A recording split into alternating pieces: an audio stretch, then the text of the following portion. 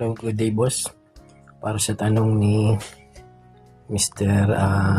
Ni Idol Miguel Bombon, kung okay ba ang 5.30 na kaliskis. Para po sa akin boss, okay naman po yung 5.30 na kaliskis. Basta po, nag-iisa lang po siyang sinyal. So malinis po yung paa niya, yung kaliskis niya, hiyano siya, tapos yun lang yung nag-iisa niyang sinyal. Kasi lahat po ng mga sinyal, pag magulo, pag madami pong sinyal, kalat-kalat, kahit po magagandang sinyal yan, pag magulo, may mga halo-halong iba't ibang sinyal, hindi po gaano maganda yung resulta ng mga ganyang kaliskis ng manok. Di bali pong isa lang yung sinyal ng manok nyo, basta malinaw, nag-iisa lang po.